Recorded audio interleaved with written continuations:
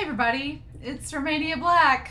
We're on episode 19 of Neon Genesis Evangelion. I couldn't wait. I'll be honest, I waited a couple days. I waited like 4 days, but I was like, no, I got off work today and was like, what am I going to watch? I want to watch episode 19 because I'm tired of waiting. What was last episode? It was insanity is what it was. It was insanity, and I don't know what to expect now. We're in the final stretch. We got like 7 episodes left of this series, and I feel like it's only going to get crazier and crazier, and last episode was enough, so I'm like, oh, buddy. I've got some comments before we start, though. I've got some comments before we begin.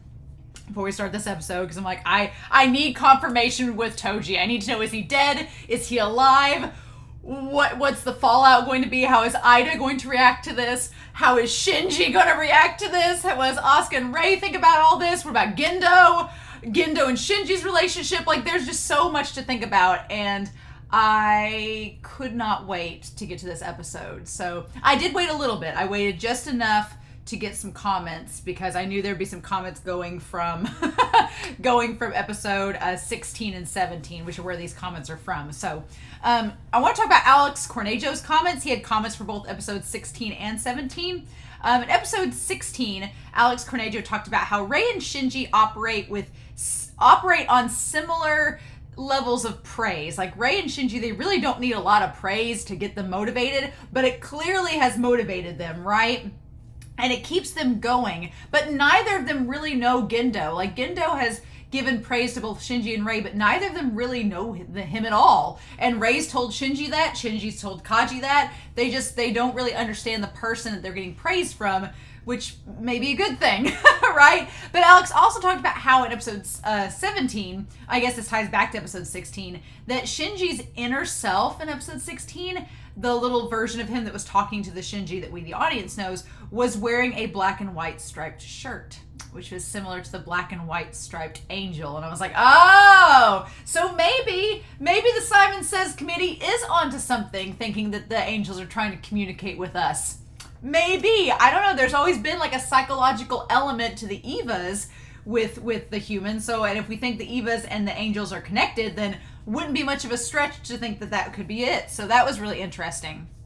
But Alex Cornejo also noted that Kaji we're getting more with him. And then episode 16, we see that when he's not putting on the charm and trying to be like, the facade is that he's this smooth talking ladies man that's kind of a slob, but that's the facade. Whenever, he stops talking to Maya and goes to Masato, he cleans up and organizes the cans. So it's like he's actually orderly and very professional, but he's putting on this facade of being this kind of like smooth talking charmer schlub, which is interesting. Also, it's noted that Kaji and Masato kind of swap gender roles in that regard, that Kaji keeps everything neat and tidy and organized, which is quite the opposite of Masato, and it's kind of the opposite of those gender expectations. But it also connects Kaji to Shinji. And so that explains, why the watermelon scene in the garden hits a little bit more close to home for Shinji, because he's finally not only talking to an adult male presence that's not trying to use him outright, but he's also talking to somebody that may be a little bit more similar to him than he thought. So I thought that was really interesting. That's really cool, Alex, that you noted that. Zilla safe. Alex also had another comment. Before we get to you, Zilla, Alex also noted that Shinji's outlook in episode 16 of people live by forgetting their past, but there are certain things which should not be forgotten. That's Gendo's outlook, which I thought was like, oh, because Gendo tells Shinji in the cemetery at the memoriam for Yui, he says, people forget things in order to survive, but there's some things we can't forget. And that line of logic is what Shinji talks to his inner self with. So I'm like, oh, so whether Shinji is aware of it or not, he is quoting his father and taking some of his father's principles and applying them in conversation, whether he's aware of it or not. And that's pretty terrifying, right?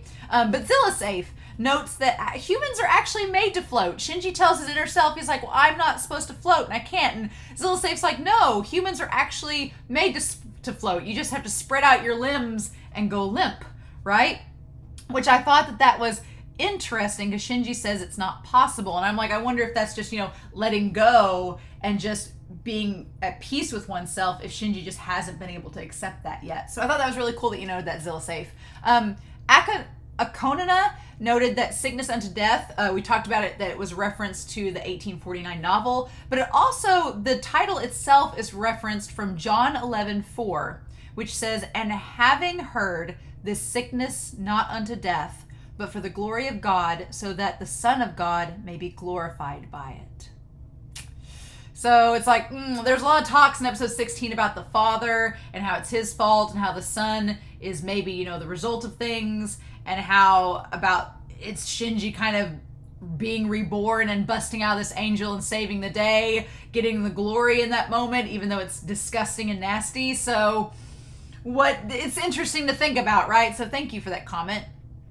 Simon Lemon noted that the director of episode 17 went on to direct and storyboard 3 episodes of Attack on Titan season 1 and 2 episodes of Death Note. And I was like, that's really cool. Episode 17 is a really good episode. And I'm like, I like the way that it was framed. And so it's cool that other shows that I've watched, Attack on Titan, and I'm watching Death Note now, were storyboarded by that same creator. I love the influence that Neon Genesis had. That all these people had a small hand in Neon Genesis, and then they went on to work for Studio Ghibli or for WIT or IGN or other companies or KyoAni. They went to work for these other major animation studios, but that influence is within Neon Genesis. I'm like, that's so freaking cool. And then finally, Nicholas Bunt notes that the second branch of NERV is likely, the one that disappeared, is likely Area 51 in Nevada. And I was like, yeah! Clever show, clever. It disappeared. Gotta cover it up, right? Mm-hmm. Nobody went and stormed Area 51, clearly, and just found nothing. So, yeah, those are my comments from episode 16 and 17. Episode 17 came out on Patreon, so I'm sure that by the time I get to episode 20, I'll have more comments from episodes 17 and episode 18. God, episode 18 may be... it's weird. It's one of my favorite episodes of this series. It's also one of the most brutal and gut-wrenching, but it's kind of like I've rewatched it more than I have any other episode at this point, and I don't know what that says. I don't know if that's a good thing or not, but I have, so...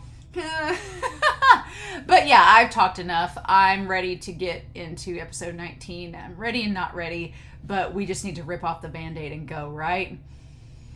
We're on the roller coaster now. So let's find out. I'm sure the aftermath of the last episode will be fine.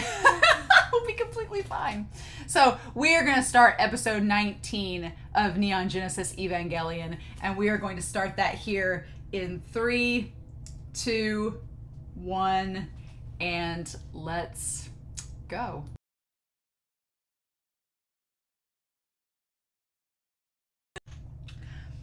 What?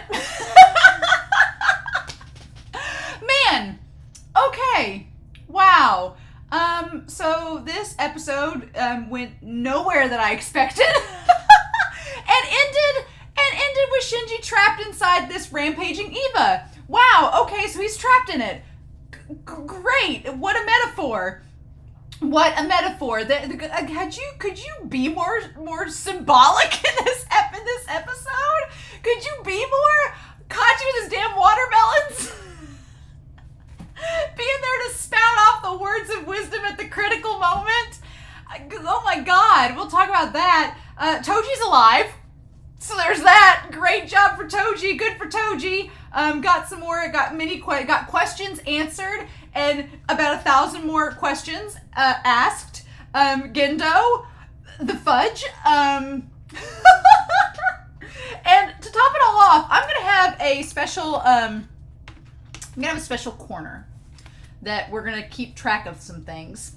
And at the very end of this reaction, or this discussion, I'll explain what that corner is about. And those of you that know exactly what I'm talking about, as I'm writing up here in the corner, you'll probably know exactly what this is going to be referring to. But I'll wait, because it will contain spoilers in it for some things. I'll wait until the end of the discussion to talk about it. But throughout this entire episode, I kept noticing little things, and I was like, wow, that's a reference. Wow, we took inspiration from that, huh? So I'm gonna do my little special corner over here. My little special spoily corner over here. If you know, you know. That's what this is gonna be called. If you know, you know. So we're just gonna do that. But yeah, wow. Whiteboard Coon, come back over here. I feel bad for Shinji. I do. Because on the one hand, Shinji finds out just the burden of responsibility and the burden that comes with that responsibility that is placed not only on yourself by yourself, but by others, right? And that burden by others. And Shinji didn't ask for this. He didn't ask for any of this. He is rightful to be angry. Shinji is that's what's probably the hardest about this episode, is on the one hand, Shinji has every right to be mad. He does. His dad did something terrible, and they kept him in the dark. His dad took over control.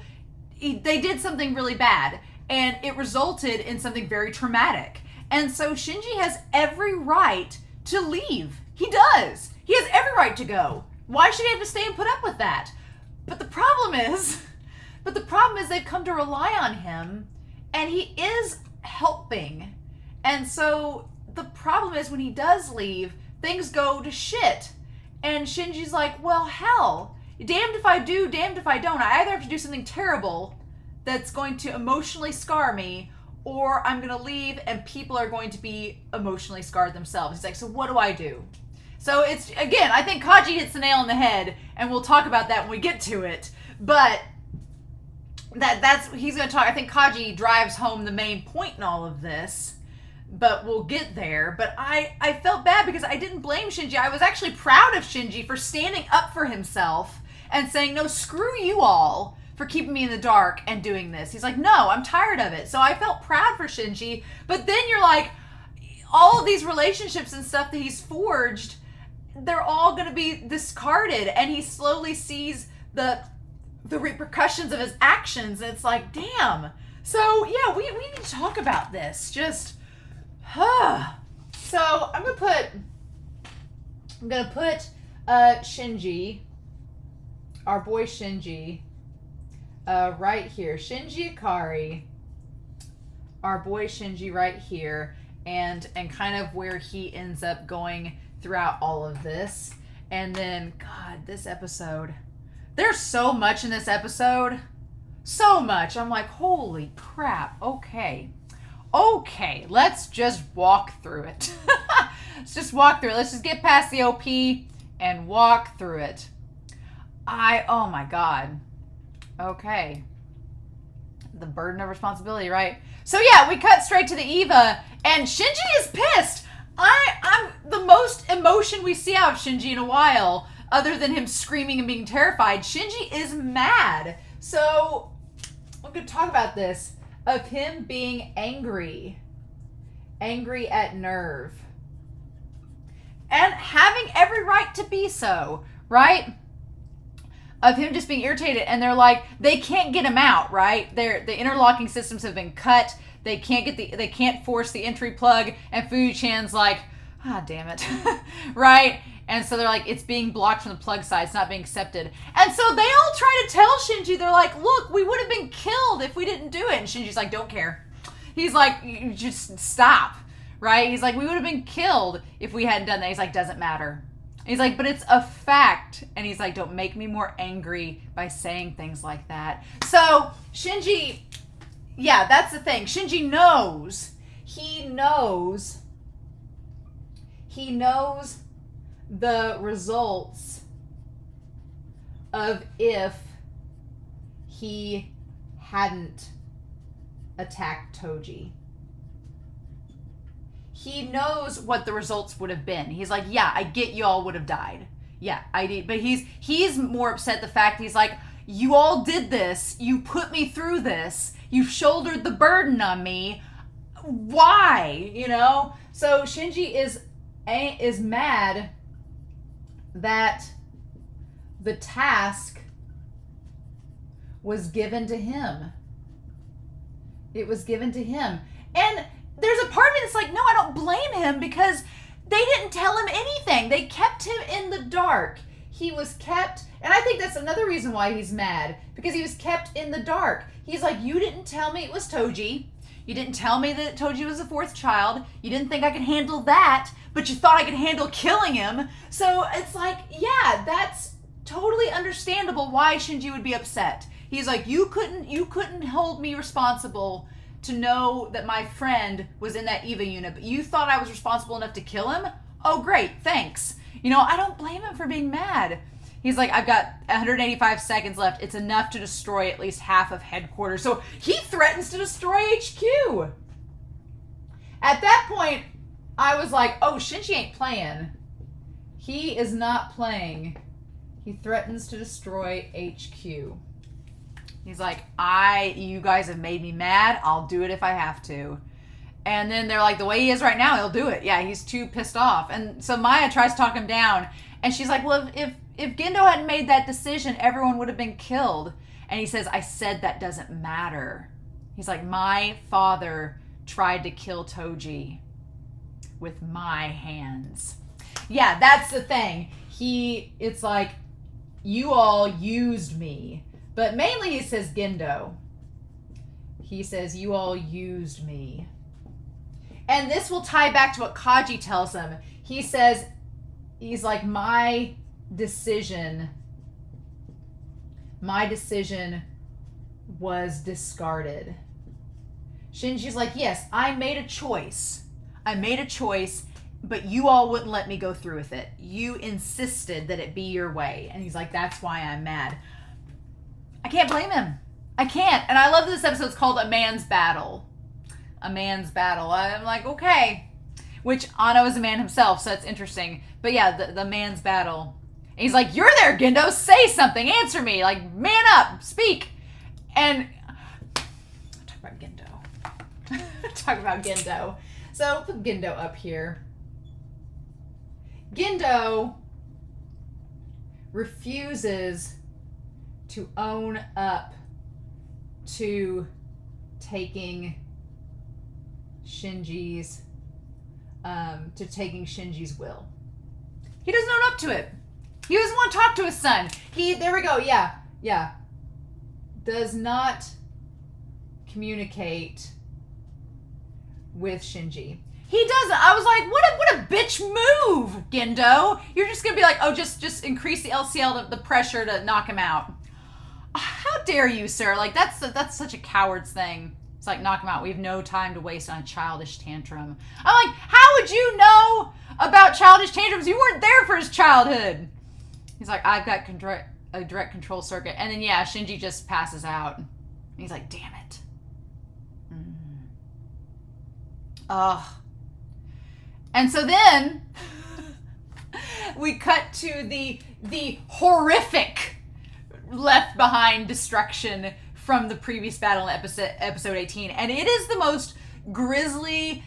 There's something about red blood, right? Because you notice if a series wants to censor something, if they want to censor something, they'll change the blood of the people or beings involved. Like, if they want to get away with not having to censor violence, they'll just make the blood green or blue. Something not natural, something not recognizable. And then they can get away with it because it's like, oh, it's slime or it's goop. It's not blood. And it doesn't seem as gory. I think that we as humans we're so used to knowing that blood is red, and when we see it, we instinctively know what it is. So that when you see it like blue or green, you're like, oh, that's not natural. That's not real. But this is real. Then it's disturbing. Like the hand. We'll begin cleansing the bodily fluids from Unit 3 on schedule. Okay. We're going to make note about the Evas in this. Make note about the old damn Evas in this. Because they're a thing. So, they have blood and bodily fluids. We've known they've been organic for some time now. We're finally getting answers about the Evas. Great. I like that Akagi is so clinical and undisturbed by any of this. And then Masato's just like, well, this is something. But Akagi is just like so level-headed and just not even phased, right? And Masato, she's her arm, but she's like, I can come back to work. It's not a problem. I just couldn't lie in bed during an emergency like this.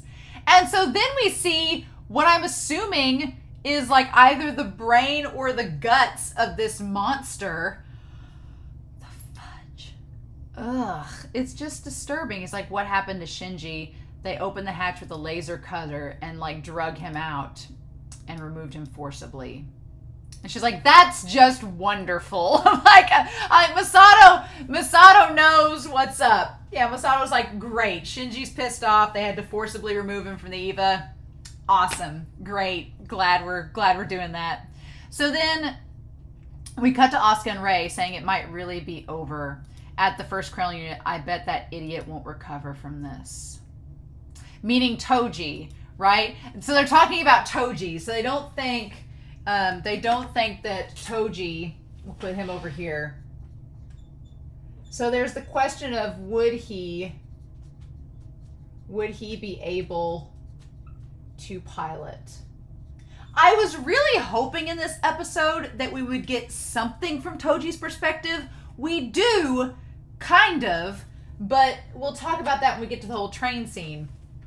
We do kind of talk about it, but I really wanted to see from Shinji. You know, like in episode 2, when episode 1 we had Shinji defeating the angel, and we didn't know exactly what happened. It just kind of cut off. And then in episode 2, the Beast, we go back to seeing how he beat the angel that time, and we get the full story. I was thinking maybe we would do something like that with Toji, but we don't. And that's so frustrating because I'm like, I want to know what Toji was thinking during the entire events of episode 18, and we don't get that. I'm like, ugh. And that may still happen, so don't spoil me. We may still go back and see that again, but I like that they don't think Toji's going to be able to be a pilot again. And Rei asks how Shinji is, and Asuka says he wasn't injured, so he ought to be okay. He's probably dreaming away. And she says, dreaming? And Asuka says, yeah, don't tell me you don't dream.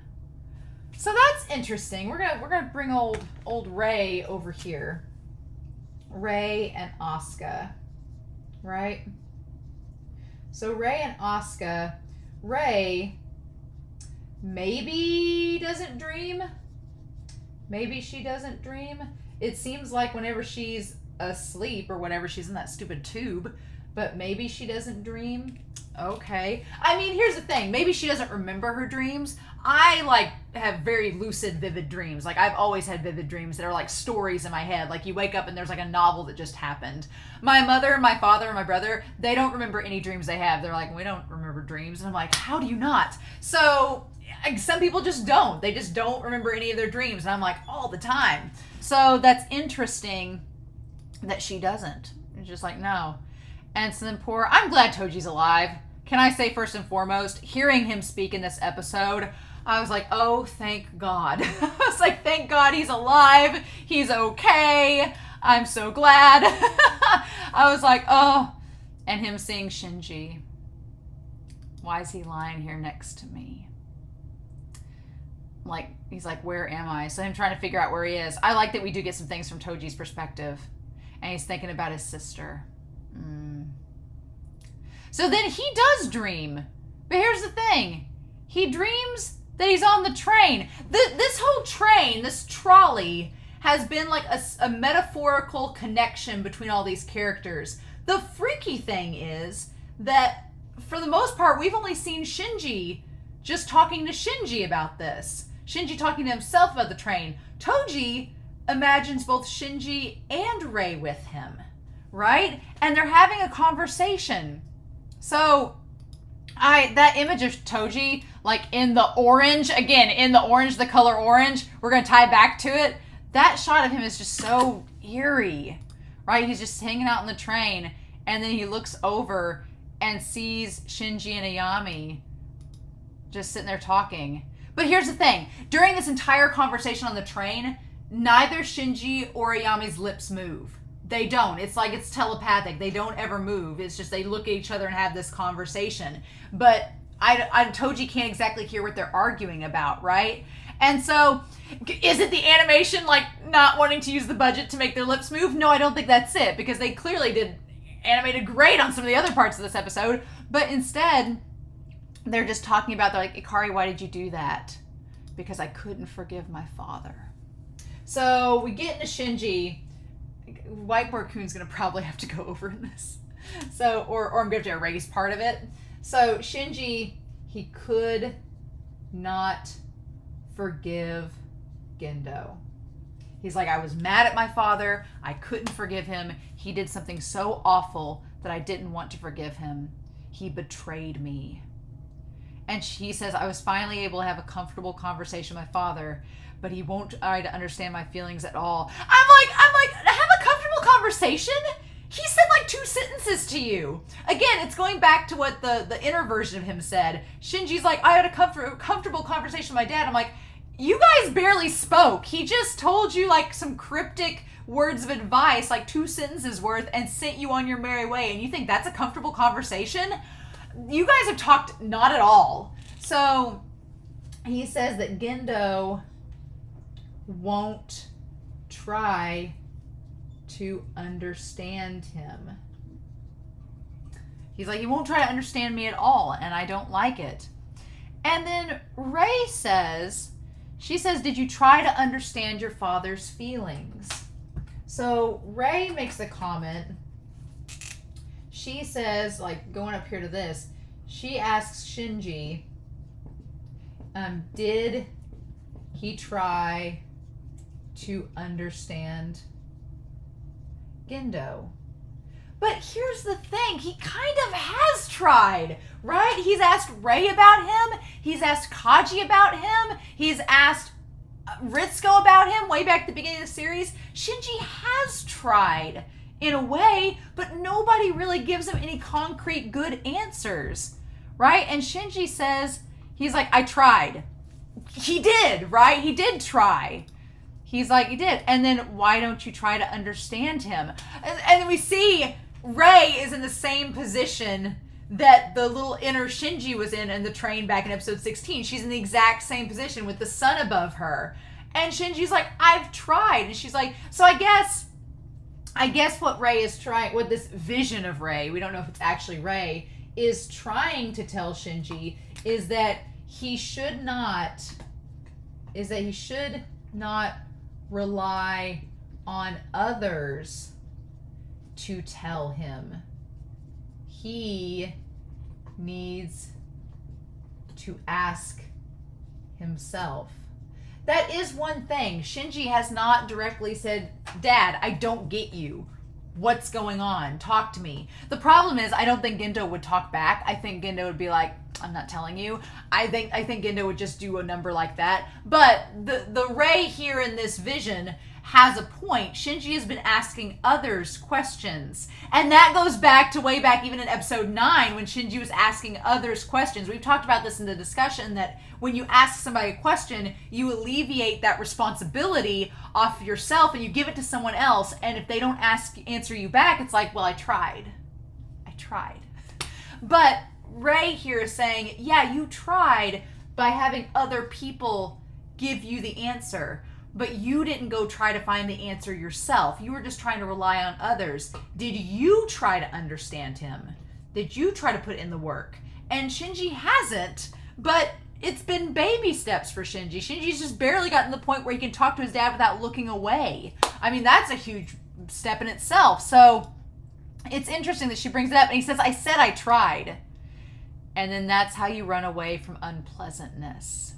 So the vision of Ray says that you're still running instead of taking responsibility. Like you're denying yourself the answers. You're just wanting to give it, you're wanting to pass it off to somebody else. And there's a part of it that's like, why should Shinji have to do it? You know, what's the tragic thing about this is, well, why should it be Shinji? Why does Shinji's like, why do I have to do it? Why does it fall onto me? Why can't it fall onto somebody else, right? Why can't they do it? And it's like, well, then they try and they fail. And he's like, what's wrong with that? What's wrong with running away from unpleasantness? And there's no answer. That's the thing. He's like, what's wrong with running away from what's not good?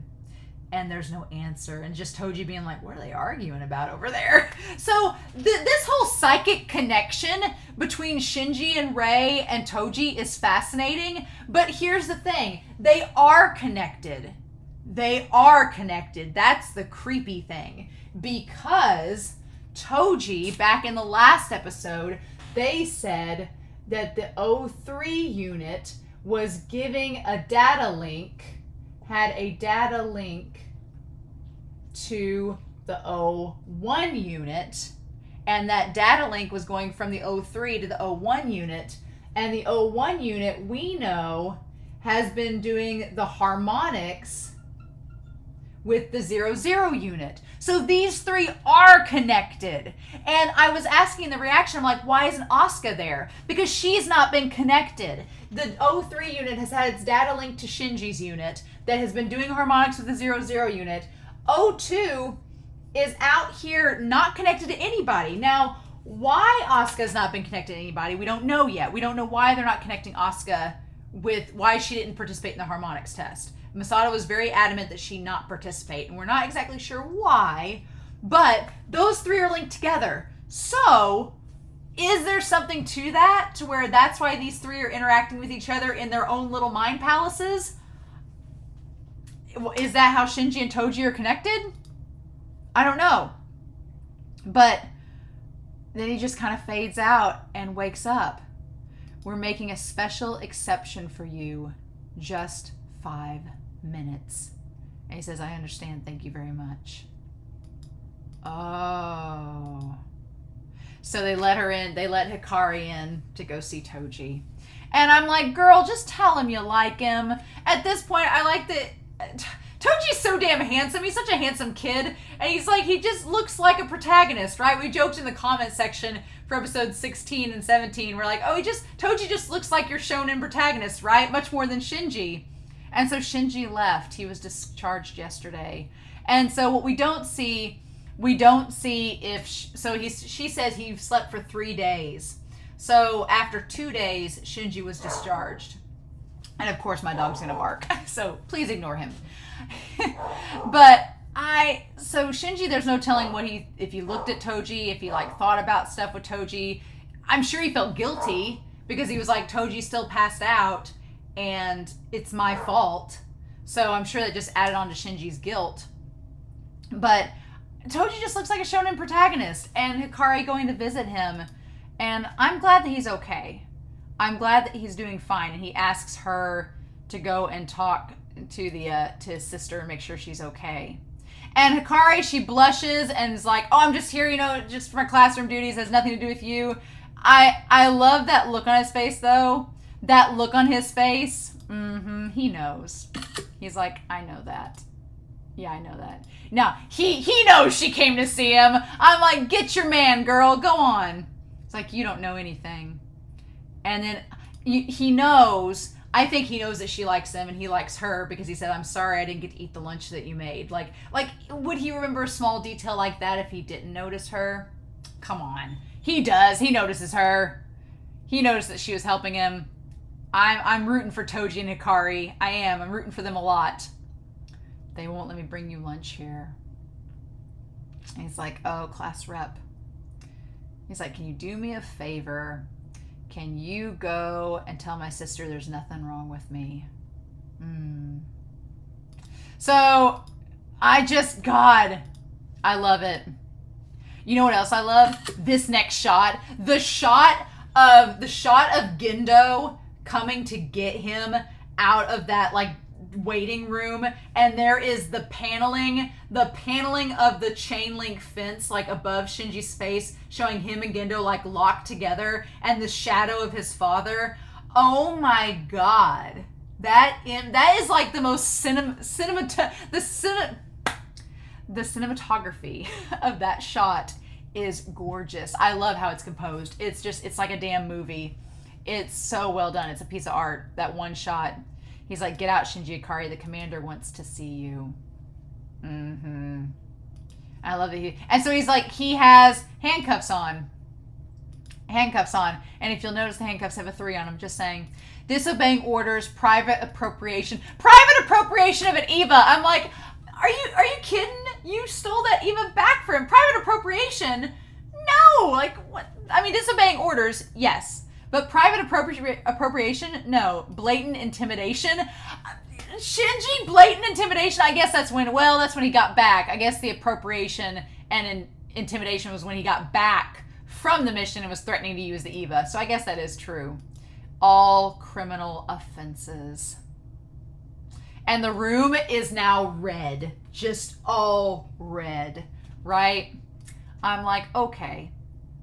And so he's like, do you have anything to say? And you know what? Again, this series loves its wide shots. There's so much distance between Gendo and Shinji in this room. And not only that, you have the tiny shadow coming off of Shinji. You have the shadow coming off of Gendo's desk. There is a shadow in the room that is cutting in half between them. It is dividing them between Gendo and Shinji. What the fudge? And Shinji says, I don't want to pilot an Eva anymore. Nope, and I don't want to stay here either. And he's like, then leave. And he's like, I'll go back to my teacher's place. So this teacher, we still don't know who the sensei is. We still don't know the teacher. I'm like, what the fudge? So he says he wants to quit. Wants to quit and go to his teacher, whom we do not know. And Gendo is like, then leave. Like Casey and JoJo is playing, and he's like, get out right now. We can beat the angels without you. And then, so yeah, and he turns to go, and he's just, oh my God. I love that shot of him with the desk behind him, like Shinji, and he's got the bags under his eyes. Like, he clearly is not happy. And I don't think that Shinji's like trying to find some way to one-up Gendo, and Gendo refuses to be one-upped. It's just Shinji's like, he's like, I can't take it anymore. He's like, I'm tired of this. And Gendo's like, don't care. Also, his desk makes like the Judaism star, the Star of David, like right there with the shadow. Clever show. Clever indeed. But yeah, he's like, so you're running away again. So he claims that Shinji is, but this is the contradiction. This is the contradiction, because Shinji's like, I don't want to pilot this, and he's like, then just leave. But as soon as he turns to leave, Gendo gaslights him and says, oh, you're running away? I'm like, you just told him to leave. You didn't ask him to stay. You told him to get out. And then you're going to blame him and get mad at him for going and saying he's running away? Like, make up your mind. Gendo. And he says, you disappoint me. I doubt we'll ever meet again. And Shinji, that line, that's my intent. You could not. Shinji does not want his father. I don't blame him. I don't blame Shinji if he never wants to see Gendo again. I don't blame him, because Gendo has been the worst parent. He's been awful. He has made no attempt to connect to his son. He has made no attempt to communicate. He's only praised him one time, and that was just to keep him interested in flying the EVA unit. And it wasn't even praise. It was 5 words of dialogue. I'm like, you've been a terrible parent. Why should he want to stay with you? Oh, Gendo just pissing me off. And just leaves him in between the two shadows. But that whole thing about him leaving, and then that line, that scene where he's walking away and it's the sky behind him and he's by himself, because this whole series, ever since episode 3, when Masato went and got him to keep him from leaving on the train, he's always had people around him when he's walked home, but here he's by himself. And that shot where he's like, it's me, like just by himself. And it's Gendo talking. It says, erase the 3rd child. Ray will be Unit 1's designated pilot. The dummy plug is back up. And then we cut to him in his room with his stuff packed up like he's ready to go. He doesn't use the Walkman throughout this, which I thought was interesting. He has a cell phone. He doesn't go back to the Walkman. He's not used that Walkman in quite some time, right? He's not used that at all, which I found interesting. I didn't notice it until this episode. I was like, he's not gone back to using that anymore, which is, and my dog is probably barking at a rabbit. So I'm like, oh my God. So, but yeah, he doesn't use the Walkman anymore, which is curious. But there is that light above his head, right? That single lamp. And so then someone tries, it's Ida calling. Ida's calling saying, is it true that you're leaving? It is true, isn't it? He's like, why are you running away now? And again, there's Ida saying, why are you running away? So we get Ida in on this. Ida asks him not to run. Or he says, why are you running away? He's like, why are you leaving now? And that is a big thing to think about too. He's like, I wanted to be like you. So, okay. So Ida says he wanted to be like Shinji. And this is like, it's so heartbreaking because when Ida says it, he's like, I envied you. You're different. He tells Shinji that he is different. And he envied him. And Shinji's like, I don't want to be different. Shinji has the curse of the protagonist, the curse of not necessarily even the chosen one, but the curse of the one that has this ability. He's like, I didn't want this, right? And it kind of sucks because Ida's always wanted to be a pilot. And I think it is kind of sad in a sense because if Shinji leaves, then Ida is alone because Toji's injured. He doesn't really have any other friends. It's mainly just been Shinji. So I do feel bad for Ida. He's like, I wanted to be like you and you're just going to run away? It's like, why would you do that? And then he says, even Toji became an EVA pilot while I... And Shinji just listening, looking just heartbroken. And then it says the line... And he tries to call Ida to talk to him. And it says the line is monitored. For security reasons, we've terminated this call. We appreciate your cooperation. So once he said he was no longer a part of NERV and a part of Tokyo 3, it's all cut off. Everything is, it's like if you don't want the responsibility, if you don't want the perks of the job is that you get to be friends with Ida and them. That's the perks. But since you don't want those, you get those taken away. But there is a part of what Ida says that is interesting because, and I'm going to relate this to Yuri on Ice, which seems like the most bizarre thing to connect these two series. But in Yuri on Ice, there is a character that our main protagonist Yuri meets early on. And he meets this character, Nanami. I think it's not Nanami. Is it Minami? Minami is his name. He meets Minami, this character, and Yuri's kind of like Shinji in that he doesn't have a lot of self-confidence, especially towards the beginning of the series, like Shinji at the beginning of this. And Minami looks up to Yuri and respects him, and he's like, "Go, you can do it, you can do it." And Yuri kind of gets cold feet in a way, and he's like, "Oh, you shouldn't be." He's like, "I was really bad back then. I kind of sucked."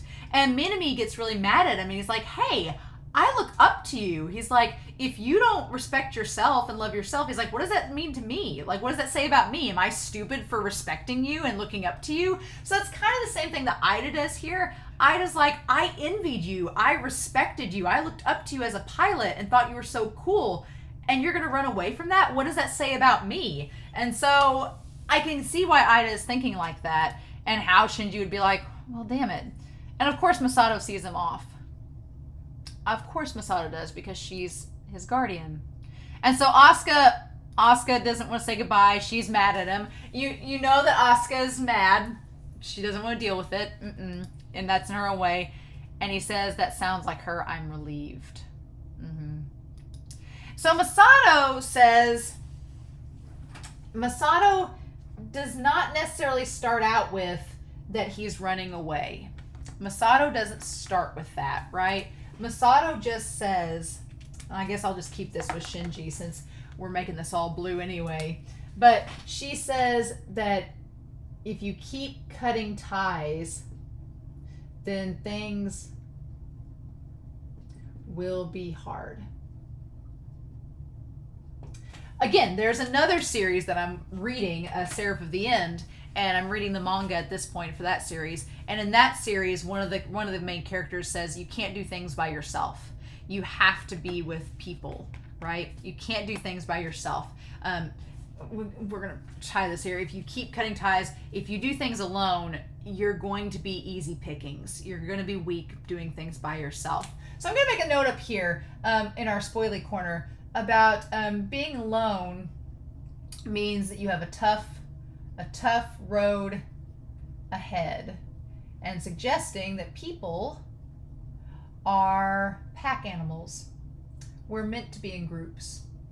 We're meant to be in groups of people. We excel when we're together. You know, united we stand, divided we fall, sort of thing. So I'm going to just put that up there for now. But yeah, Masato's like, if you keep cutting ties, you're going to have a rough road ahead. That things are not going to be easy for you. And Shinji, he's like, that's your philosophy. I can't live like you. He's like, we're not the same person. And she's like, yeah, I know. I'm sure you know that. But there'll be restrictions placed on you. Like, it's not just, Masato's like, you're not just giving up being here, and you don't just walk away from being the pilot of a top secret government project and just go get to live a normal life. That's not how this works. She's like, you may think that, but she's like, you do realize you're going to be heavily monitored and restricted from here on out, right? You're not going to get to be able to talk to your friends. You're going to be alone. She's like, don't you realize that? And he's like, I do. And she's like, what? He's like, I just want you to tell me, why was Toji chosen to be the fourth child? And I'm like, thank you, Shinji, for asking questions that we, the audience, have been like, why was he picked? He clearly didn't want to do it, so why was he picked? And then Masato says all of the fourth level candidates were in your class. Which is a pretty big revelation there, saying that all fourth child candidates are in Shinji's class. So that just added another layer of guilt for Shinji leaving, because what that is implying is that since Toji's out of commission, why, they'll just go to Shinji's class and pick another one. So, and Shinji won't be there to see it or to help out. Shinji will have ran away, Shinji will be gone, so he won't be able to be there to offer any advice or any comfort or any, like, support for that person. It might be Ida. It might be Hikari. It might be anybody in that class that could be picked to be the pilot. And so it just kind of seems like it hits Shinji in that moment that, oh shit, I'm going to be gone and I can't stop them or help out in any way. And the world's going to keep turning with or without me. That's a big part of it too, is that NERV's not going to stop. That's the thing. And I'll put this in Gendo's color here. That NERV and the Evas are going to keep going with or without Shinji. See, back in episode 3, when it was just Shinji and Rei was injured, they really wanted Shinji back because they were like, oh shit, we have nobody to protect us. We have nothing, just Rei. But then now we have Asuka. We have the O3 unit that could be regenerated. We'll talk about that. But they could just find another kid. No big deal, right? So something's up with this class. The fact that his class was chosen to be fourth child candidate, something's up with that. And I'm sure we'll find out what it is as we go. We're getting more revealed and it's getting weird. So I'm like, okay. And Masato admits that she just found out about this. And he's like, all of them. All of my classmates. And she says, what happened with Suzuhara was a mistake that can't be mended with words alone. So Masato's like, I get it. She's like, Toji was a mistake. What we did was a mistake. And she's like, I could sit here and apologize all day long, but it doesn't change the fact of what happened, and it doesn't make the situation better.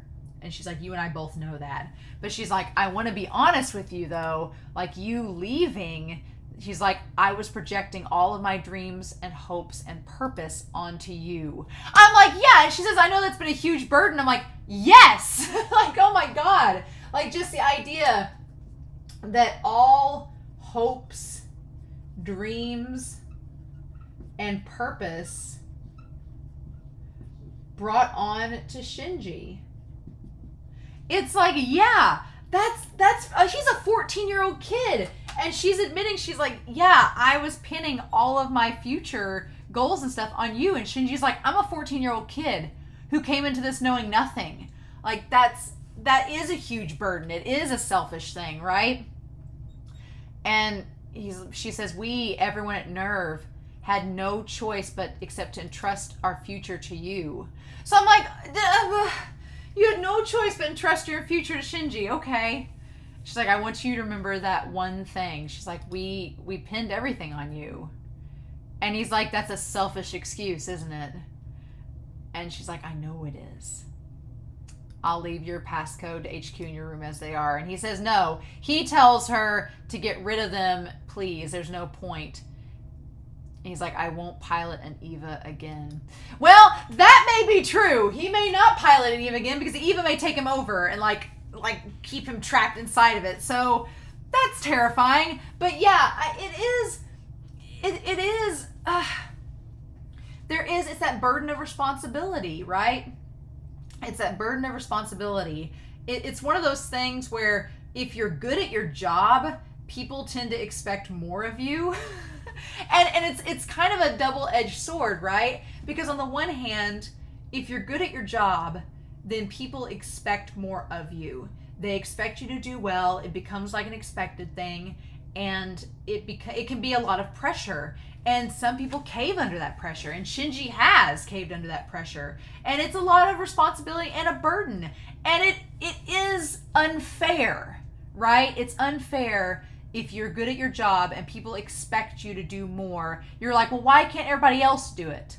And that's what ends up happening. But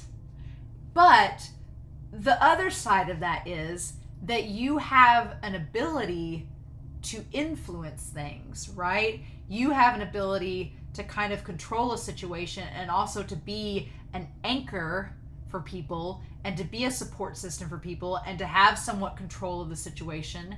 And you have the ability to impact others, right? Whether you think it's something little or something big. So there is something with that. And if Shinji had, gone through with taking out the O3 unit to begin with, I mean, we can do a lot of what if scenarios, but it is a two-way street, right? That, yeah, it is a lot of burden, it's responsibility, and a lot of people can cave under the pressure, but with that pressure, there are benefits to it. But right now, Shinji does not think those benefits outweigh the burden. So as Shinji leaves during this moment, he still doesn't think that the burden is worth the results, right? It's not worth the reward. Having to go through all of this isn't worth it to him yet. So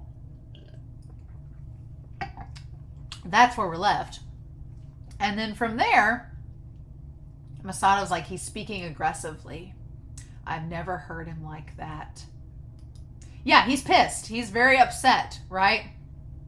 And Shinji doesn't know exactly what to do, but he's like, it's very much mirroring what happened back in episode 3 when he did leave, except now Shinji's like, back then Shinji didn't have any friends, and so the whole friends that he made brought him back into the fold, and now it's kind of funny, he was brought back in episode 3, he was brought back, or it might have been episode 4, but he was brought back in those episodes because of his friends, and in this episode he's leaving because of his friends. He doesn't want to be responsible for anybody else anymore. And so then he notices that there's an angel coming. And oh, by the way, it's Railway 13 and the time is 13:38.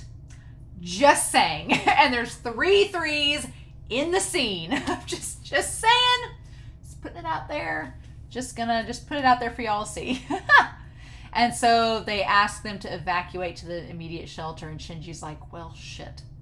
He's like, it's an angel, but he's no longer involved, right? Introjection. That's where you're like, insert yourself, right? So they're like, prepare for, and we see just how things are with NERV. Gendo's still over there in the corner doing his famous pose. seemingly not caring. And then this, like, gummy bear shows up. You know what he looks like? He looks like a water bear. Like one of those he looks like a water bear, like one of those little microbes. It's like a little bacterial microbe thing. It's called a water bear. It's what he looks like, right? Which would kind of make sense because we've seen the Evas come out of the water before. But yeah, they fire all these missiles at it, and the water bear is just not bothered at all. Instead, it does the creepy cross explosions. Fun times. And it bursts through 18 layers of armor, which really is not good. And Masato's like, well, what are we waiting on? Just get the O2 unit to go into combat. She's like, am I the one that has to give all the orders around here? She's like, come on. So they send Asuka up. Asuka will engage in the target as soon as it breaches the geofront. And then the OO unit has been placed at the AT field neutralization zone. But its left arm hasn't been regenerated yet. So, okay. So their body parts can regenerate. They don't make new body parts for the Evas like I thought they did. No, they just grow an arm back. Why not? Why not? Why should we expect anything less? And so, like, sortie Rey into the O1 unit and prepare a dummy as the backup. So Rey's in, and so they said connect the nerve connection, but for Rey it doesn't work, and she smells the blood, and then she says it's not going to work anymore. Oh, so are they saying that the dummy plug and Rey will not work in the O unit without Shinji? It's connected itself to Shinji so much that if he's not near it or in it, it's not going to work. That's interesting. And Rey realizes it. And so Rey's like, nah, this ain't gonna work at all. It's rejecting her. And Ritsuka's like, well, what the heck? And so Gendo says, it's rejecting me. Oh, what the fudge? How's that work? So he says that the O1 is rejecting Gendo. So, in other words, the O1 unit is connected to Shinji, and if Shinji's rejecting Gendo, then the O1 unit rejects Gendo? Is that what we're saying? That's interesting. But yeah, and Rey's just like, ugh, this is gross. And they're like, put her in the OO unit and then reactivate O1 with the dummy plug. And Masato's like, well, the OO unit doesn't have an arm. And she's like, I'll go. Rey's like, get me out of here. And then Rey says, if I die, I can be replaced. So Rey says that she can die and be replaced.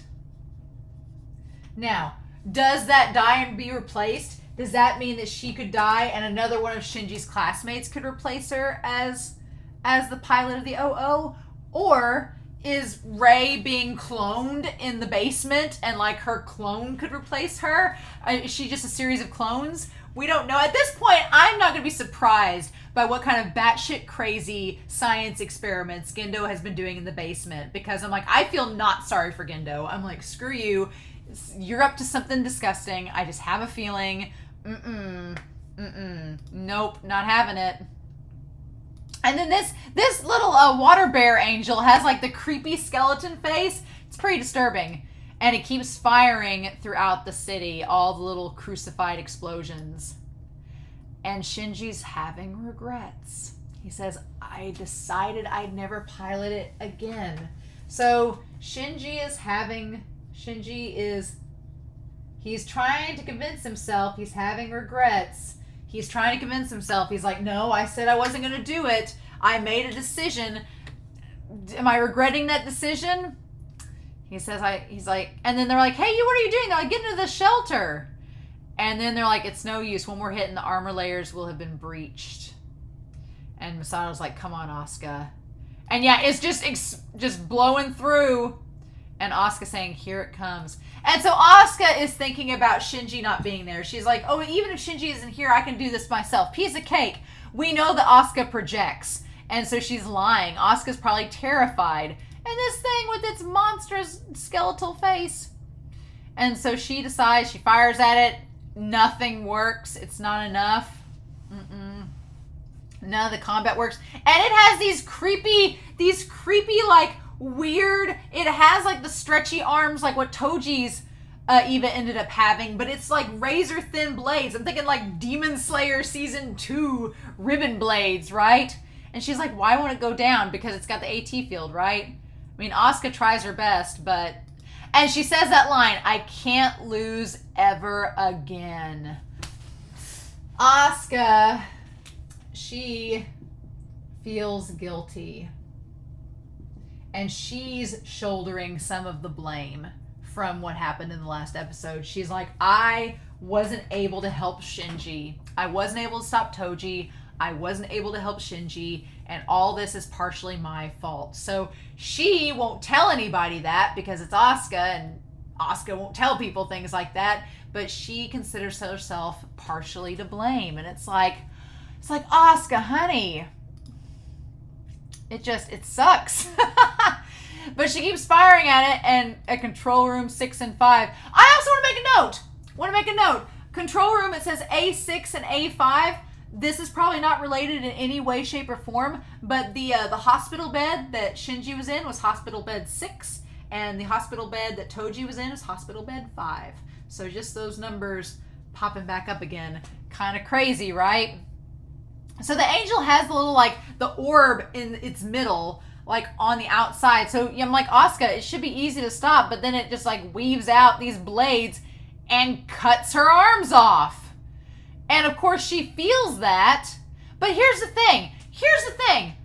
The blood that sprays from Asuka's Eva is purple. It's purple. What? Because Shinji's Eva has red blood, and Rei's that we know of has red blood, and so does Toji's. So why is Asuka's different? Why? So yeah, Asuka's Eva is purple blood. And don't tell me it's because the rest of it's red and they just thought it'd be too much red. Oh, hell no. But yeah, like what's up with that? Is it not a true Eva? Is the reason why though she can't be part of the others because it's not a full-blood Eva like what theirs are? Is it because hers is different? Like it's a hybrid, or it's some kind of like, it's a hybrid, or it's part angel, part... But I feel like the Evas are angels. So, or they're the antithesis of angels. It's interesting. It's weird. But then yeah, she gets mad and it chops her head off. She runs in at that moment. And here's the thing. Masato, as she runs in, Masato says, cut the nerve connections off now. She's like, she's going to get decapitated. Make it to where she doesn't feel it. Right? Oh. And yeah, just knocks the head off. And meanwhile, Shinji is off in the corner of this evacuation shelter. And they're like, evacuation training? What are you, stupid? They say, this stuff's got nothing to do with us pilots. And then the head shows up right there. Oh my God. That direct hit on the 8th district. And Shinji's face, he's like, oh my God. Oh, and it says, abandon the 6th shelter. Survivors, head to the 3rd shelter. The 3rd shelter. All the 3s. It's amazing. But yeah, Unit 2 severely damaged, and they're like, she's safe and she's alive. But Asuka's like grabbing her neck, like, and thankfully, I think they got the nerve connection stopped, because she's like, oh God, like I could have been decapitated then. And the angel just moves past her. Like, just moves past her, right? The angel doesn't care about her anymore. She's incapacitated, so just moves on. And so they put the dummy plug in the Eva unit, in Unit 1. And Ritsuko's like, all right, let's connect this. And the pulse has vanished. It's rejecting the dummy plug. the Eva won't activate. And it all goes still. And so the dummy plug Ray and Fuyu-chan's like, so it won't accept them, huh? And that's when Gendo's like, I'm leaving you in charge for a bit. Like, just, and the eyes of him being blacked out, Gendo's eyes being blacked out, being like, I need to take a walk. I'm going to put you in charge for a bit. I got to go see the Eva unit. The fudge. And so they're like, number 2, number 4 are blocked off. Evacuate immediately to the 3rd shelter. So meanwhile, Shinji is just watching this battle take place. This whole sequence of Shinji and Kaji as the skeleton remains of the O2 unit are like in the air and there's explosions happening all around. It is beautiful and bizarre and amazing. That whole bit is just, it's art. It is classy art. And my dog is right here at my feet. But yeah, so Shinji's watching the Eva and realizing that that's Asuka. And they're like, what are you doing? Do you want to die? And at this point, I'm like, I don't know if Shinji's answer would be no. And he's like, Asuka. Because he knows that she's in there. And Shinji's realizing the weight of his decision. That because of the decision he made, Asuka could very well die. But he made that decision, right? It's funny because you know Shinji made that decision. You know why he made it, and he's justified making it. But there are consequences with those decisions. On the one hand, yeah, Shinji may have to turn on his friends and kill them to save mankind. That's bad. But him leaving and not being there to support or help his friends and do this job, they could die. So they could die either way, right? They could die either way. So which way are you going to be most satisfied with? Are you going to be more satisfied helping out in the cause or walking away and letting them sort it out on their own and you not take any responsibility or part in it? Either way, it could have a bad result. What are you going to do? And Shinji's realizing that. He's seeing it firsthand. And then, what the fudge? What is this? Of all things to pop up in this, of all things, it's Kaji watering them damn watermelons. Kaji's like, well, if it isn't Shinji, he's just sitting there, hands in his pockets, watering his watermelons, like, well, guess this is a good time to die. He's like, oh, Mr. Kaji. And God, this scene. So I want to get a picture of this, of them by these damn watermelons. And here's the thing, too. Here's the thing. Kaji knows that that's Asuka's Eva unit. He knows it is. So Kaji and Shinji are kind of in the same boat, where they both care about Asuka, but they have to watch her from here, and neither of them can do anything. And Kaji explains why he can't do anything. He's like, what are you doing here? This line, though, he's like, that's my line. He's like, what are you doing here? This line, though, he's like, what are you doing here, Shinji? And Shinji's like, I'm never going to pilot an Eva again. And since I decided that, he's like, Kaji's like, I see. He's like, you went away, and so now you're seeing what's happening while you're gone. And then this line by Kaji, he says, since my moonlighting came out into the open, I'm not welcome on the combat roster. He was kicked out. Mm-hmm. So Kaji was kicked out. So we'll put old Kaji, I guess. I'm not flipping whiteboard Kun over. I refuse. So we'll put Kaji over here. Kaji was basically, he was kicked out of the combat roster. They found out he was getting he knew too much. So they kicked him out. He's like, I'm not welcome in the combat roster. And then he says here, he's like, so I'm here watering the plants. And Shinji's like, at a time like this? He's like, because it's a time like this. And so, yeah, Shinji's like, why would you be here watering your plants when everything's about to go down?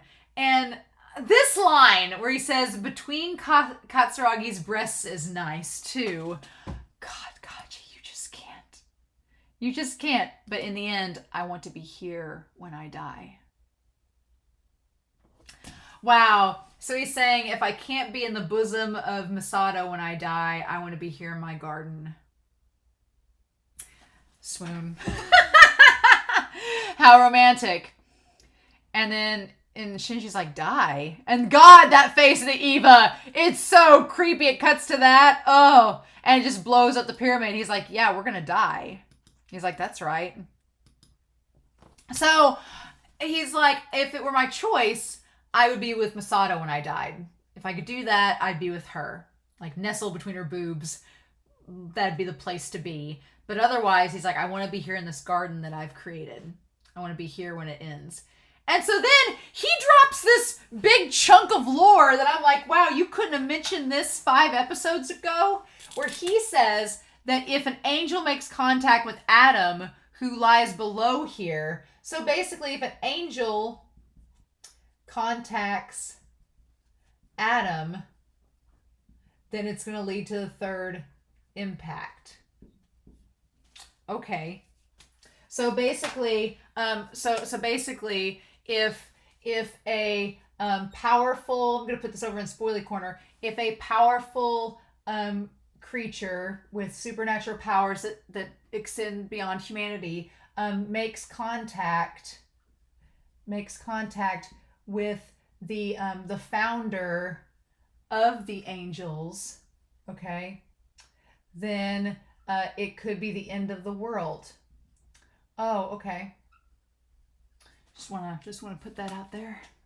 Keep that on there. So yeah, Kaji's saying that, he says that if that angel makes contact down there below, we're all gonna die. It's going to be the 3rd impact. This whole place is going to explode. Humanity will be eradicated. Not just that the city will be destroyed, humanity will be eradicated with the 3rd impact. So yeah, it's just humanity wiped out. Nothing big. But I'm like, okay, so that clearly would motivate Shinji, obviously. But I'm like, Kaji, you couldn't have told us this before? Masato, did you tell Masato this? Does she know? Why? There's a part of me that's like, yeah, I'm glad that Shinji knows this now, but there's another part of me that's like, would have been nice to know beforehand. Just saying, would have been nice to know beforehand. And he's like, the only thing that can stop it is the one thing with power equal to an angel's, the Evangelion. So basically, that the Evangelions are equal to an angel in power. They're the only things that can stop it. Okay.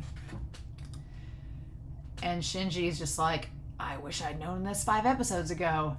And so then, of course, it's just like this whole thing is a stage, right? It's the biggest, imagery here. You have in Kaji's garden, Kaji's giving this word of wisdom to Shinji, as meanwhile on the stage in front of them we see this angel attacking both Rei and Atsuka, 2 people that Shinji's grown the closest to. Like, how even he never made it to his sensei, for the record. We still don't know who his sensei is. Are we gonna find out the sensei's dead? Is it going to be like a creepy Norman Bates, psycho thing, where we find out the sensei is dead? Is that what's going to happen? Is that how this is going to go down? Are we going to get to, the sensei's house and it's like a skeleton sitting there in the house and it's creepy as hell? Is that where we're going? I don't know. It's just, he never made it to sensei's, and we've had that name thrown around this whole time. I get creepy vibes from it. I don't like it. Nope, not having it. But Rei charges at the angel without an arm, with an N2, with a bomb. That she's got the bomb. And nobody knew what Rei was going to do. Ritsuko's like, wait a minute, what are you doing? Why do you have this N2 bomb? But Rei charges with the bomb because Rei's like, I gotta do something. Rei's like, this is all I can do. And even Gendo didn't know. Gendo didn't even know. Gendo had no clue she had the bomb.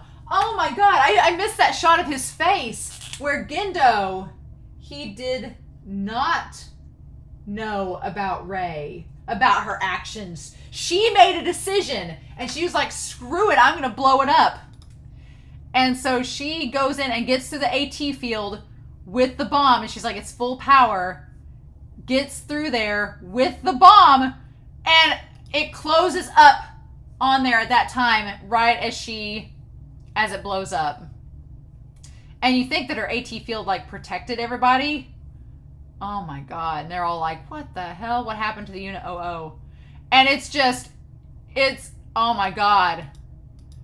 It just collapses. And it's like, Ritz goes like, what's she done? And Shinji's in horror because everything's happened while he's been gone. It's all gone to shit. And Kaji says, the only thing I can do is stand here in water. Ugh. I want to get a shot of him, like, with the hand sitting there. Kaji's like, I'm just as powerless as you are right now. He's like, I've been kicked out of NERV, just like you, Shinji. I can't do anything. He's like, all I can do is just sit here and water these plants. He's like, that's all I'm left with. He's like, I don't know what else to do. It's like, I can't. He's like, I can't help. But then he says, but you have something you can do that only you can do. So that's the thing. Kaji makes this really interesting point about powerlessness versus having power to do. Like, he talks about how he's powerless. So it's the idea of being powerless versus having a choice. And it's one of those things. Kaji kind of makes the point that Masada was trying to make to Shinji earlier. And she was like, yeah, it's really selfish of us to put all of our hopes and dreams and aspirations onto you. But you have this gift that none of us have. And so where we are powerless, we have to entrust our power. We have to entrust that you will have the power to do what we cannot. And so Kaji kind of takes what Masada was trying to say, but just couldn't word it right, and puts it into perspective. Kaji's like, I can't do anything. He's like, I don't have clearance. I can't pilot the EVAs. I can't do anything. But you can. You have this choice. And I also want to make note, the hand that comes out of the EVA unit looks a lot like Shinji's hand. We'll talk about that when we get to it. We'll talk about that.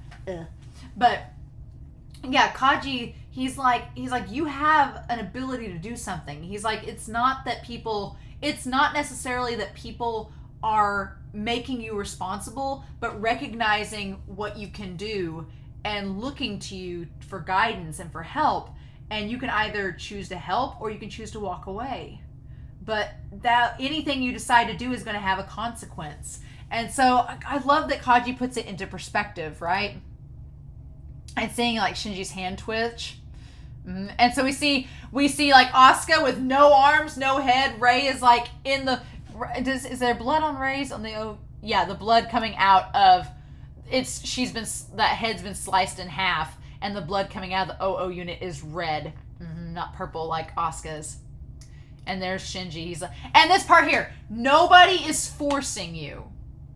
Gendo said, then leave. If you want to leave, then go.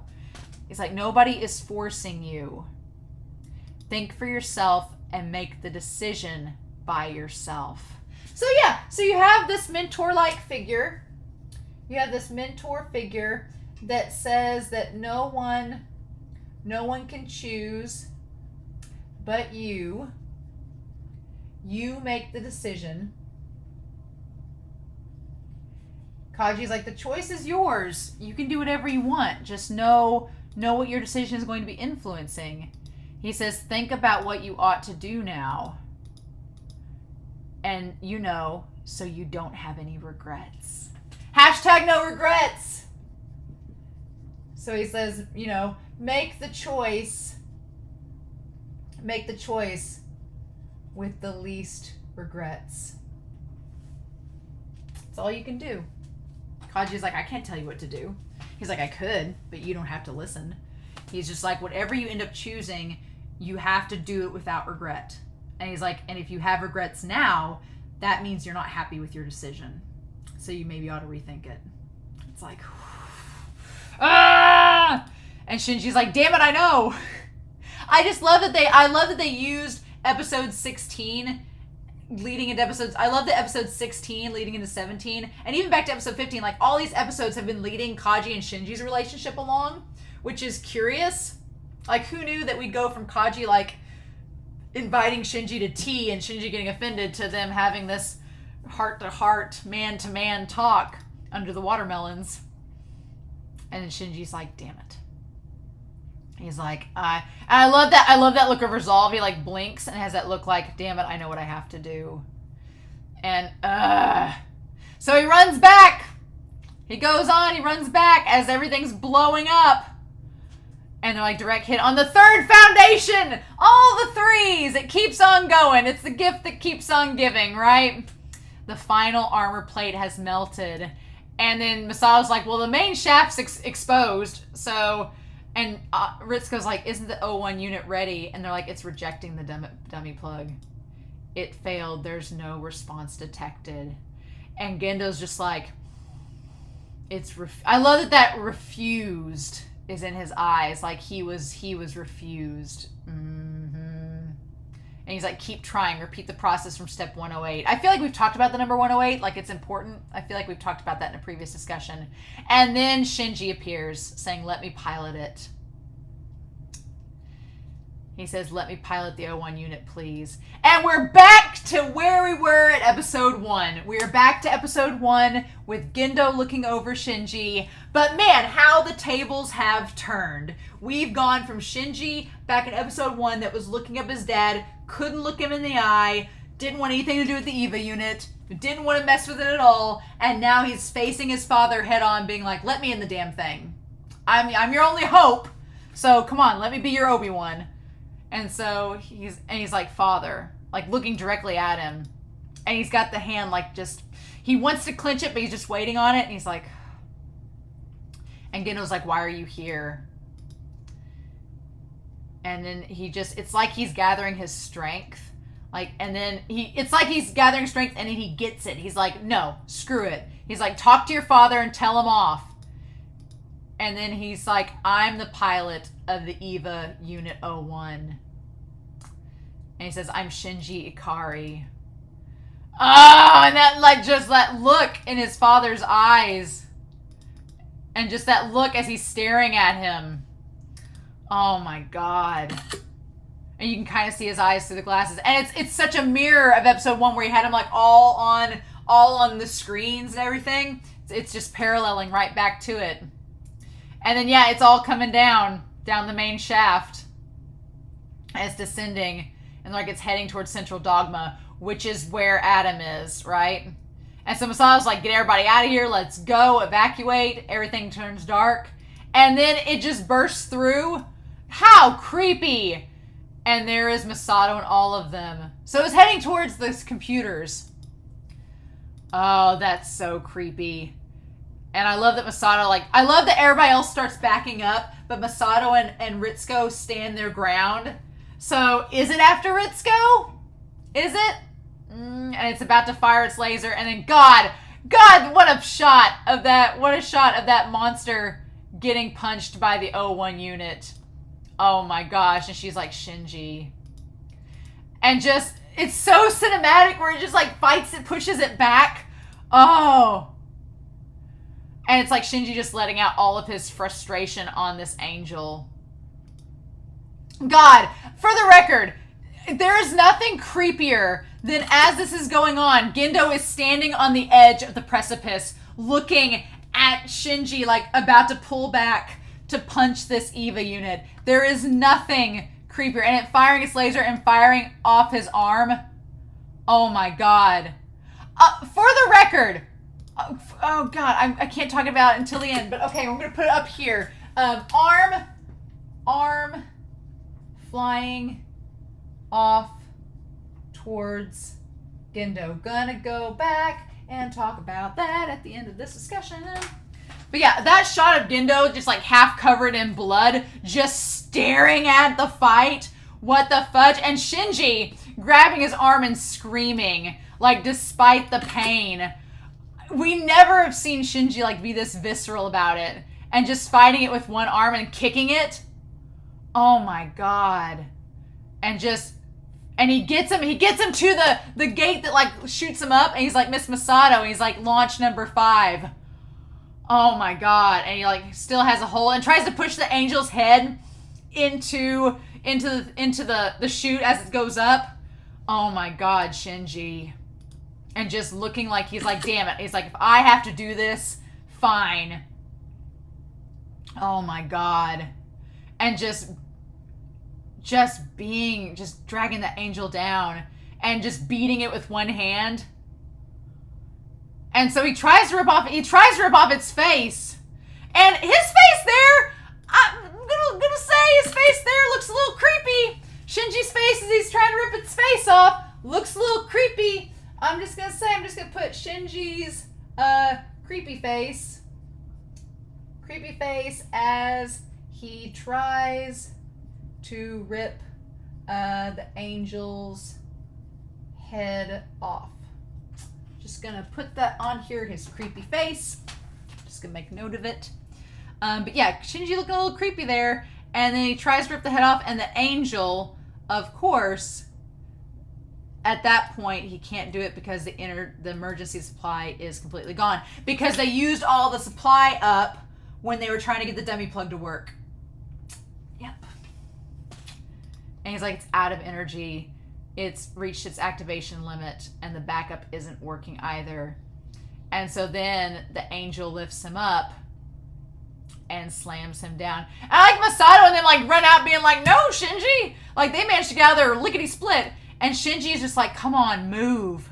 And it's just not working. And he's like, there isn't any point to this if you don't move now. He's like, I came back. He's like, I came back after everything to save everyone. And if it doesn't work, what was the point?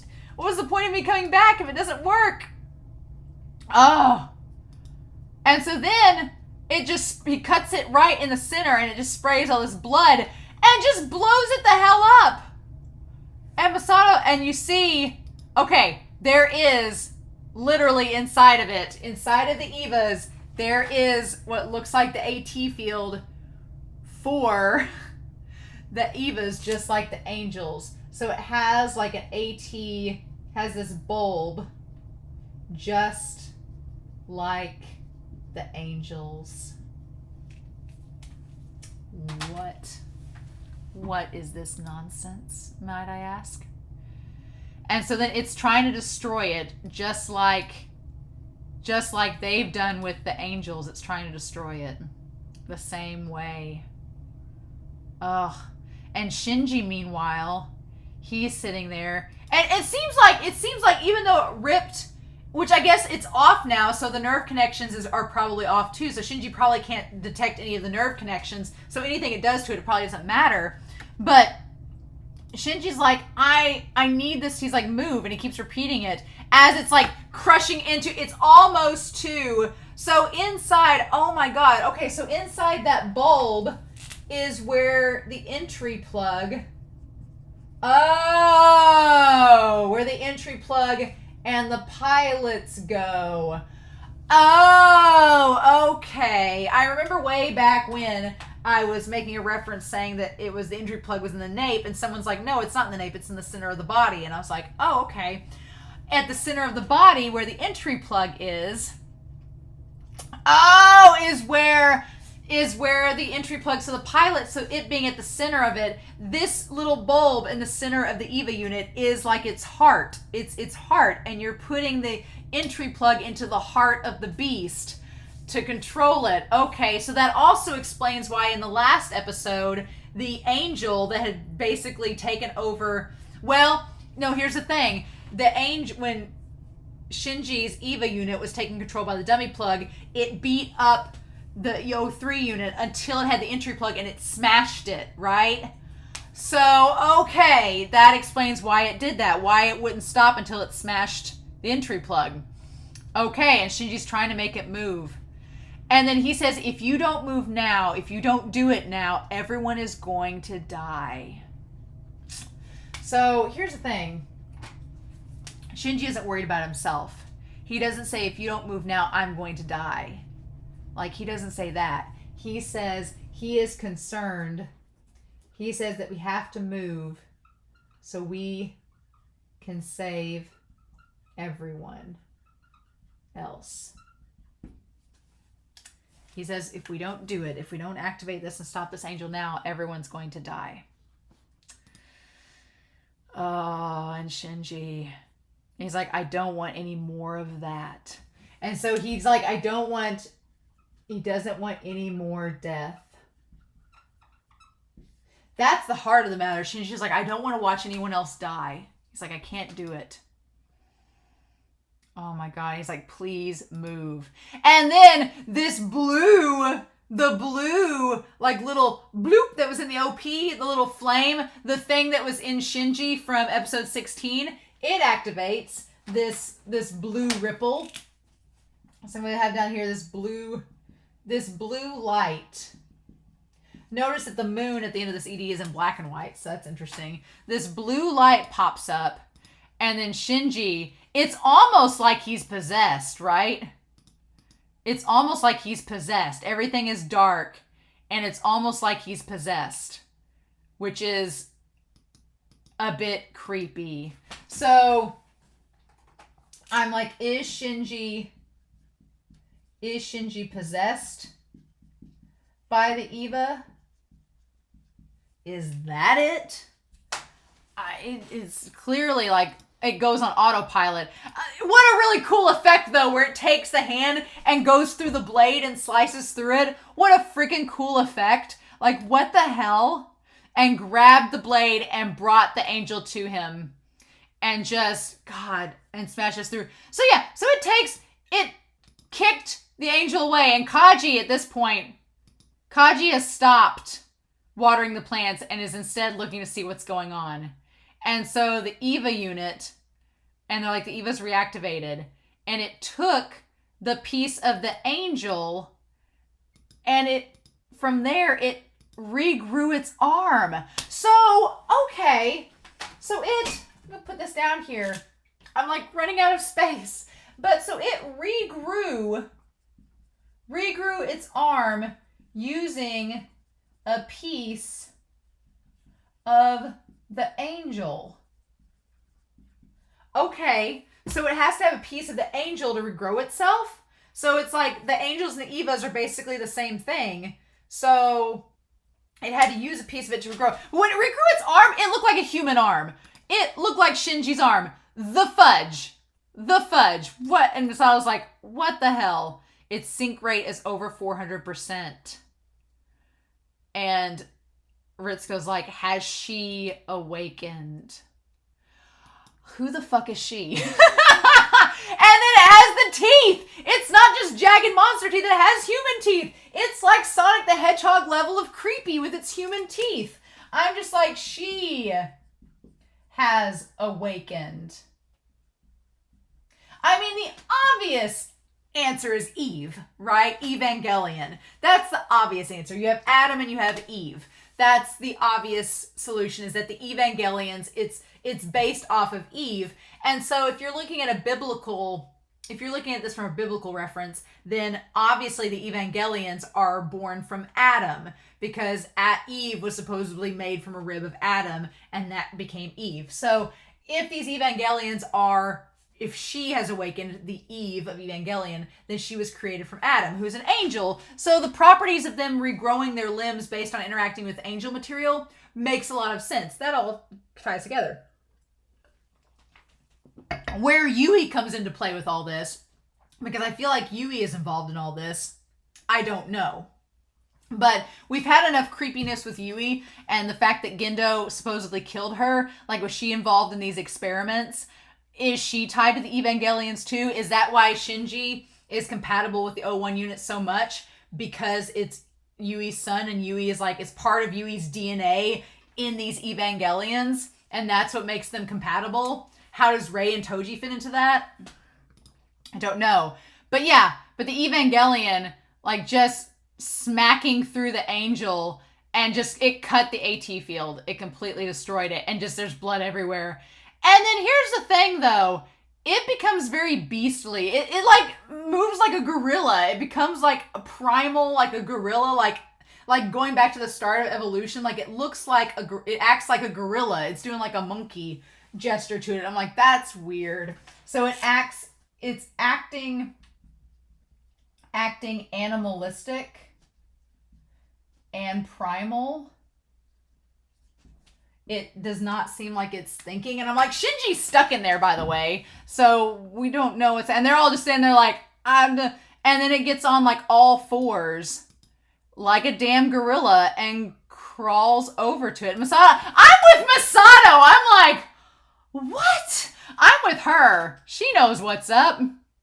And then this angel is like just sitting there, and it looks like a baby seal. The angel's like, it's like all gasping for air. It looks like a damn baby seal. What the fudge? I had to stop my dog earlier today because it reminds me of, I had to stop my dog because we were outside and I was picking up limbs, and under this tree there was like a little like thing of leaves, and Huck got under it, and there were some baby rabbits, and he attacked one of them, and I was like, get the rabbit out of your mouth. But it was just, you know, instinct. He's a dog. It was his instinct to attack the baby bunny, and I was like, no, leave it alone. And he's like looking at me right now. But it's just like that baby bunny looked like this angel where it was like, I was like, oh God, it's gonna die. But yeah, and it tries to fire a laser, but it just the EVA unit just crushes its head. And then it goes to the head, and we see the eyes narrow and its teeth and everything, but then it goes to, is it eating where the center of the body is or at its neck? And Masato's like, is it eating the angel? Yes, it is. It is trying to devour, it's devouring the angel. And she says the EVA Unit 1 is taking the S2 engine into herself. Okay, wait, what? You what? So, it's starting to eat the angel. But Ritsuko Akagi says that the O1 unit is taking the S2 engine to itself. Well, now, wait a minute. They said in episode 17, that the S2 engines were part of the Evangelions. So you're saying that the angels have S2 engines in them as well? Are the angels just failed Evangelion experiments? Is that all they are? Are the angels and the Evangelions the same thing, except the angels are just failed Evangelions? And so now Gendo's trying to clean up his dirty work and be like, yeah, we made a bunch of these Evangelions. Some of them didn't work. We managed to salvage 3. So we need to destroy the rest of them so that they don't get out of hand, right? Is that what we're saying? Because the S2 units, the S2 engines were part of the Evangelions, but now you're telling me that Shinji's EVA's trying to eat the engine and take it back for itself? Kagi, explain! And then that green eye that we saw back in episode 2, the green eye of the beast as it's eating the other angel. What the fudge? As it's chewing it alive. And I'm with Maya. I'm like, this thing is disgusting. And it's just eating it. So, I'm gonna make a note. Cannibalizing and eating its own kind for power. Gonna make a little note there. Yep. So yeah. And then it turns around and looks back like a creepy, with just the eyes that you see, it looks creepy as hell. And then it just gets up and looks like a person and screams, but it's starting to pop something out of its back. Another arm? What is it breaking loose of? And she says the bindings. And he's like, I'm glad that Ritsuko's the only one that knows all of this tech. Not even the people working at NERV have any clue what's going on. She's like, that's not armor plating. Okay, they're restraints that allow us to suppress the EVA's true power. Oh, great. So there have been restraints on the Eva, and they're gone now on Shinji's. Wonderful. Cool. Great. And so their bindings are being undone by the Eva's own might. We can't stop the Eva. And so Kaji is like, and Kaji looks pleased as punch, damn it! Did you just give Shinji a pep talk to get him to go through with this? You bastard! The Unit 1's been awakened and set free. Like what? Kaji, did you intend for this? Seal won't stay quiet for this. Oh, Kaji, this was all part of your damn plan. Did you put a tracker on Shinji and lure him to the Garden of Eden? The snake. Kaji's the snake in the Garden of Eden.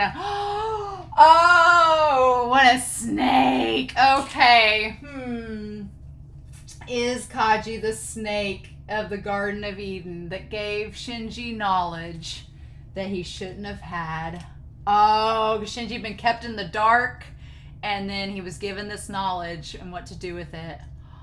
And Kaji's like, well, now that the Eva unit's awakened fully, Seal's not going to stay quiet. The script isn't going according to plan, is it? And he's like, oh, I love this. He's like, was this part of your script, Commander Ikari? Oh my god. And so then, yeah, I like that we see, oh, you can see Gendo over the glasses. That shot of Fuyu. Fuyu-chan's just like, I'm getting too old for this shit. Fuyu-chan's like, I've had enough. And Gendo looking over the glasses with the blood on him, just looking grim as this Eva unit is like going crazy. And he's like, it's begun, hasn't it? Yes, it all begins here. Oh my god. Well, what begins here? You bitches? No. So Gendo says that it all begins with the O1 unit awakening. I mean, they clearly, how could, it's like, was it in the script? Did they know this was eventually going to happen? It was only a matter of time? Shinji's still stuck inside that thing. Hi, how are we going to get him out? And then that's where the episode ends.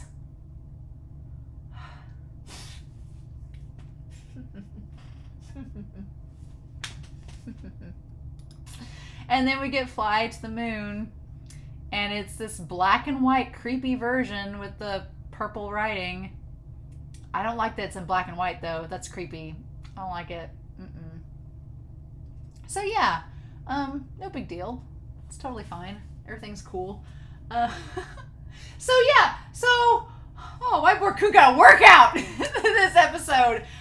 So Shinji, again, it's one of those things where Shinji, I don't know how to feel, because on the one hand, I felt like Shinji going back and getting in the Eva unit, it made sense because he made a decision. He made a decision, and I'm not saying he was wrong in making that decision of leaving, but then he realized what he was going away from and how everybody was going to have problems, and he made a decision for himself to go back. And he gets resolve. He decides that, no, I'm going to do it. He stands up to his dad and says, damn it, I'm going to this Eva unit. And then what happens? It goes berserk, and now Shinji can't get out. What was that going to do to Shinji? Like, Shinji, he's seeing, like, is Shinji, like, being animalistic like this, too? Is he affected by this? Is he in, like, a trance? What's happening to Shinji while all this is going on? We don't know. We don't know Asuka's situation. She's, like, passed out from being... Rei seemingly is passed out. Gendo thinks that some grand prophecy is coming true, as does Kaji, thinking that this is, you know... Now, in Kaji's case, maybe he thinks that this is going to save the world, but maybe not. And Gendo thinks that now that Unit 01 has awakened, it's begun, whatever that is. And meanwhile, Ritsuko seems to know everything that's going on, but Masato doesn't. The Evas and the Evangelions and the Angels seem like they're the same thing. They seem like they're tied to Adam. Apparently, if an angel comes in contact with Adam, it's the end of the world. Sweet. I wonder if that's true if an Evangelion comes in contact with Adam. Wonder if that's the same thing. But these Evangelion can regenerate. And here's the thing. They've been striving this whole time to get samples of the angels. To get a living sample. I wonder if that was so they could regenerate parts on the Eva units. If by getting the parts they could regenerate it because it's angel material. I don't know. But the bulb is key to destroying both of them apparently, because that's where the entry plugs are, or where the angels. We don't know if the angels have an entry plug of their own. I don't think they do. And then yeah, just whoever she is, I'm assuming is Eve. But we don't know. I feel like Shinji's mom's connected to all of this, but I don't know how. Like, is her genetic material in the Evangelion, and that was the experiment Gendo did on her, or I don't know. Did they? I don't know. I'm like, did they combine Yui with an angel and make her become this giant woman? Like, I don't know. But then, like, are you inserting her son inside of her? What the fuck is up with that? Like, I don't know. I don't want spoilers, but I've so many. This episode gave me so many answers that I've been looking for, but now there are new questions, and I'm like, oh, wait, what? I'm just worried about Shinji. I'm glad Toji's alive for now. I'm worried about Shinji. I can't get a break from worrying about Shinji. But I do want to go to this spoiler corner while I have you all here. I've been keeping these little notes out in the spoiler corner. So, should be a surprise to no one, but the next however long is going to be Attack on Titan spoilers.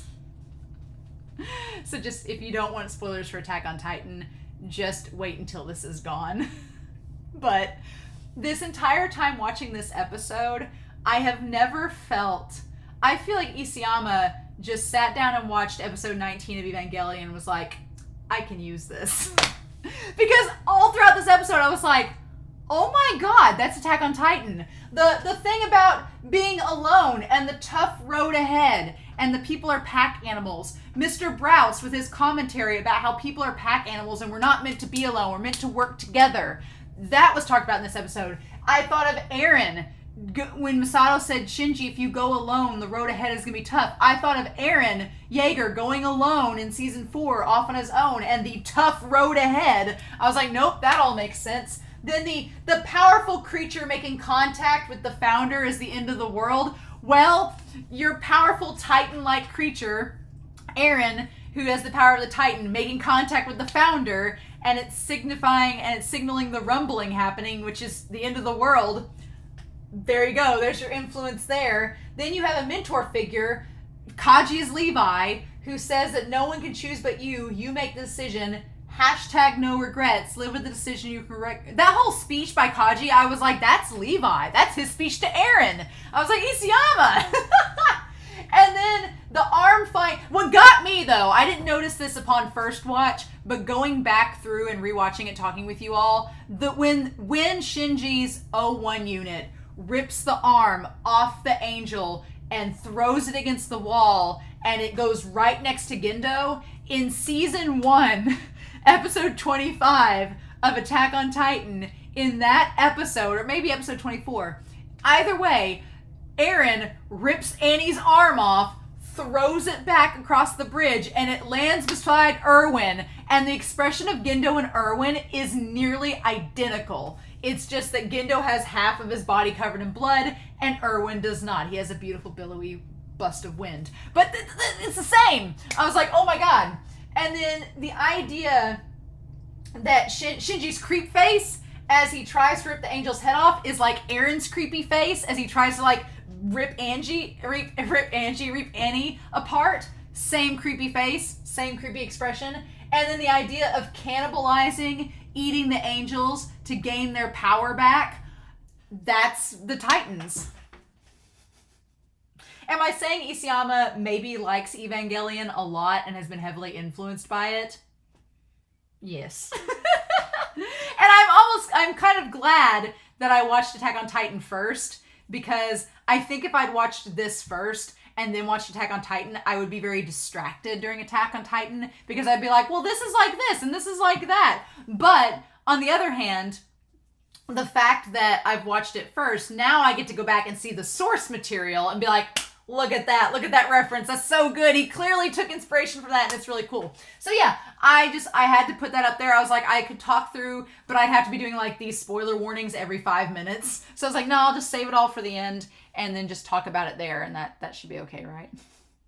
But yeah, so into that. Oh, the way that I set up my reaction schedules is that I've got it set to where I'm doing like one a week. I'm doing like one episode of Neon a week because I have other shows that I'm watching. But I'll be honest, it's gonna be hard. It's gonna be hard waiting for episode 20. I know we only have 6 episodes left. Well, we got 20, 21, 22, 23, 24, 25, 26. We have 7 left after this. But still, I feel like we're sitting up to the climax now. We're starting to find out. We're getting more into what the Evas are. Finally, it's only taken 19 episodes, but we're finally getting into what the Evas are. And I feel like the next several episodes is going to be setting the stage. I feel like they're maybe going to conclude. Either one of 2 things are going to happen. Either we're going to conclude the battle and save Shinji in the next episode from the Eva unit, get him out of there. Either this battle is going to end next episode, we're going to get Shinji out, and then maybe get some exposition no jutsu going, or the next several episodes, Shinji's going to be stuck in that Eva unit, and we're going to have to waltz through and try to like rescue him while other stuff's going on. I don't know.